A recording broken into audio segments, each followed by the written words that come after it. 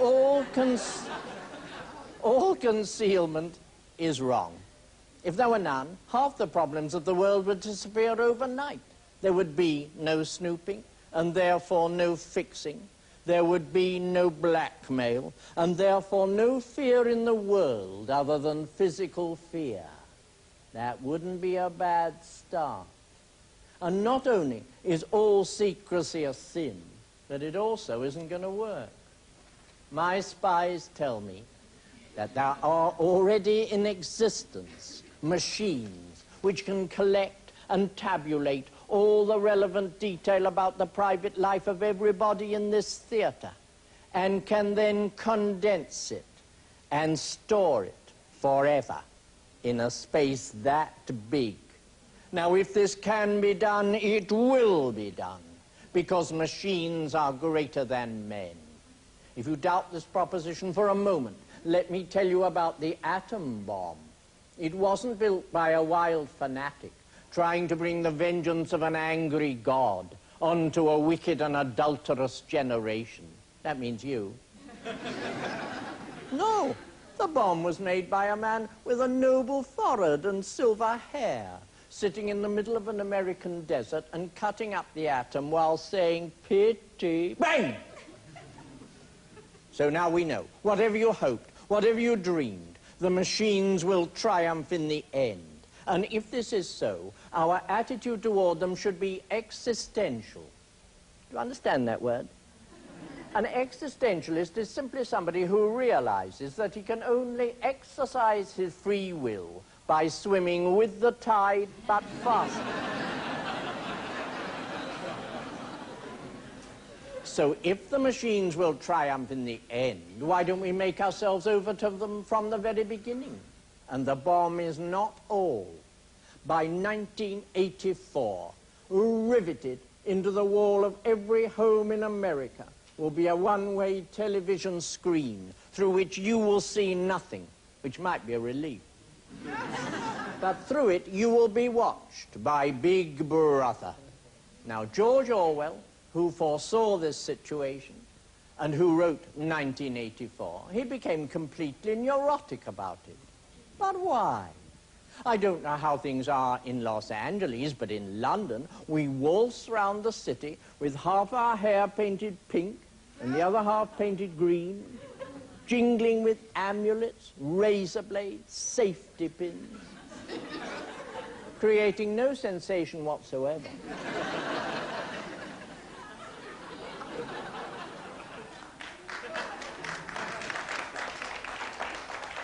And when we get home, we feel thoroughly defeated.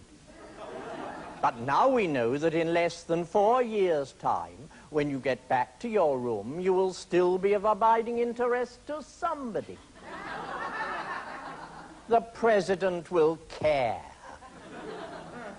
Now, all you have to do to get this situation onto your own terms is to decide what image of yourself you are going to present to his eternal scrutiny.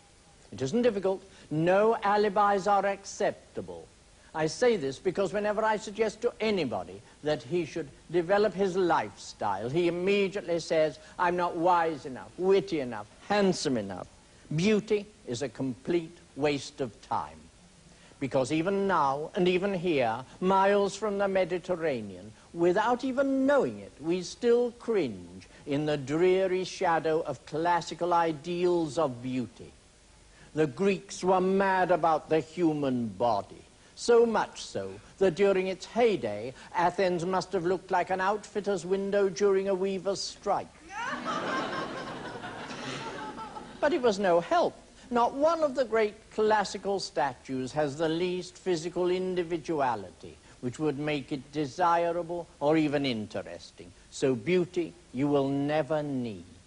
But I can give you further proof. There was once a man whose name was Mr. Tillett, but he was known as the Angel. I saw him in the streets of London. He was shorter than I am, but he was twice as wide, and his head was as long from the chin to the crown as the skull of a donkey. His pate was bald, but the rest of his body was covered with fur, right down to his fingernails. When his employer first saw him, she fainted. Nevertheless, he made more money in 4 short years in the all-in wrestling ring than the divine Joe Louis made out of a lifetime as a boxer. Now, to me, Mr. Tillett's life is a positive parable of style. He took that which made him so like himself, regardless of whether it made him better or worse than other people in their eyes, and he put it in its appropriate setting. He put it where it would do the most good. And that, as I see it, is what all of us have to learn to do. Are you with me so far? Do you understand this argument? I've been forbidden to rattle on about the amount of money that Mr. Tillett made. I've been told that I equate wealth with style. I don't, but I would say this. To a physicist, money would be the solid state of style. Otherwise than that, there's no connection between the two. And of this also, I can give you an example.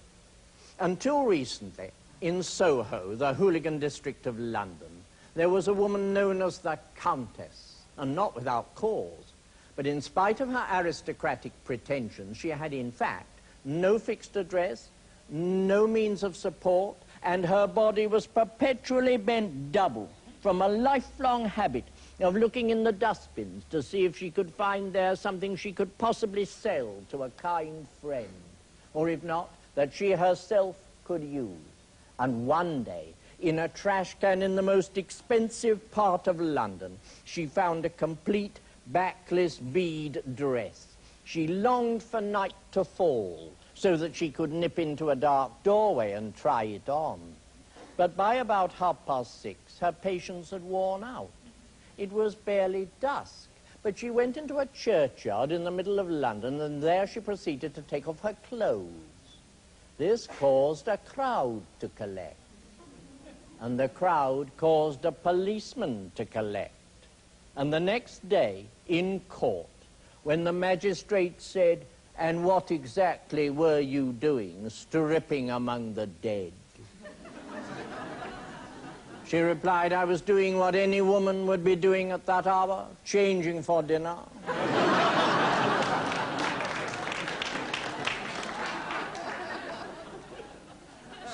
So you see, however grandiose the style you may be about to choose for yourself, you won't need any actual money to support it. And furthermore, you won't need talent. Now, I never saw Sarah Bernhardt on the stage, but I have seen a strip of movie showing her coming into the home stretch in Camille. The death scene. On a rather tatty couch, which looks like that, sits Armand, and he supports Miss Bernhardt in a very defensive sort of way, as though she was some kind of a firecracker. Which in a way she was. And she lies opposite him, and she wears a minimum risk nightdress. And she has clown's makeup, and her hair is down to about here. Now, someone must have told her it was a silent movie. But did she care? No. The moment the cameras began to turn, her black lips started to move faster than those of a policeman giving corrupt evidence. And when her lips moved, her eyes began to roll. And when her eyes moved, a hand shot out into the air, returning later to give her a terrible blow on the chest. Sometimes it was one arm, sometimes it was the other arm, sometimes it was both arms together, and then as abruptly as all this activity had begun, it stopped. Her arm swung down in front of the couch like the limb of a rag doll. Now, I'm not just trying to foist upon you my own Philistine reactions, because this movie was shown at the National Film Theatre of London, and that is a building so highbrow that no one can obtain admission to it unless he can prove that he comes from one of the cheese and wine belts of England. It was no help. The audience choked with derisive mirth. A man near me fell out into the gangway. His feet twiddled in the air. La divine, indeed. It wasn't her acting that made Miss Bernhardt divine, it was her nerve.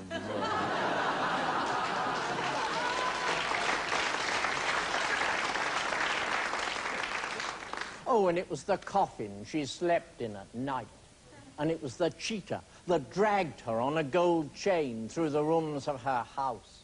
Not that I'm suggesting that any of you should build a coffin, nor that you should keep a pet. We've got enough dumb friends without them. I'm only explaining that you won't need any talent in order to be able to project your chosen image of yourself. And nowadays, you don't even need virtue. You no longer have to be an object of public veneration or even affection. If you like, you can be the focus of contempt or hatred. After all, as a test of whether you're still in touch with somebody else, being loved can never be a patch on being murdered. That's when someone really has risked his life for you. And if you've decided on depravity as the fluid in which you will suspend your monstrous ego, then you have the most wonderful examples before you, or rather behind you, because nearly all of them are in history. In medieval France, living at the same time as Joan of Arc, there was a great French nobleman called Gilles de Rais, and he murdered 150 choir boys in a lifetime. Now, quantity is not style. All the same, it's difficult not to be impressed, isn't it? When he was caught, de Rais brought off an effect which I wouldn't advise any of you to attempt if you're just beginners. He reversed his style. Now, before you can do that, you must be absolutely certain that the image that you're taking up is more blinding than the one that you've abandoned. On the first day of his trial, de Rais was his usual imperious self, refusing to take any notice of what his accusers told him on the grounds that they were not his equals. On the second day, he repented. He confessed so long, so loud, so much, that the bishop who was trying his case rose and covered with a cloth the face of the crucifix hanging on the courtroom wall. Now, I tell you this only to show you that style begets style.